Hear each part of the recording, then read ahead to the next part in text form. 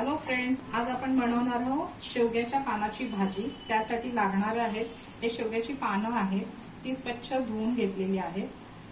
त्यानंतर लागणार आहे इथे मिरची, कांदा, ओलं खोबरं घेतलेलं आहे, मीठ आणि फोडणीसाठी तेल। मी एक लोखंडी तवा घेतलेला आहे, त्यामध्ये मी तेल घालणार आहे।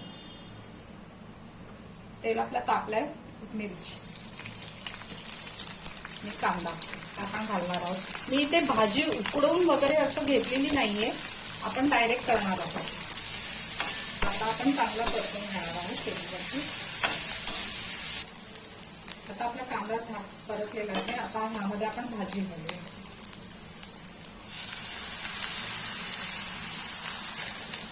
आता भाजी चांगली परतून घेऊया।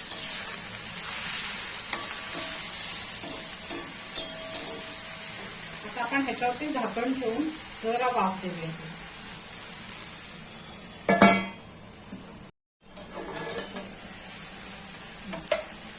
आपली भाजी जरा थोडंसं मीठ टाकणार आहे। आता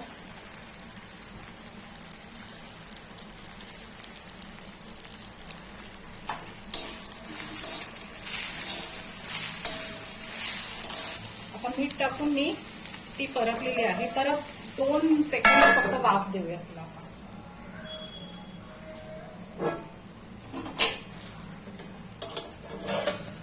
ही भाजी फक्त मंद गॅसवरतीच करायची आहे। आता ह्यामध्ये आपण ओलं खोबरं टाकणार आहे।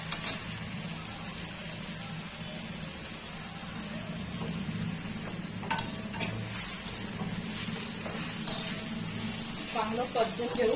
झाली आपली भाजी तयार। आता सर्व करू। भाजी आपली तयार झालेली आहे।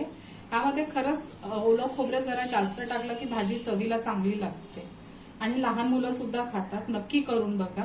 माझा चॅनल आवडल्यास नक्की लाईक, शेअर आणि सबस्क्राईब करा। थँक्यू।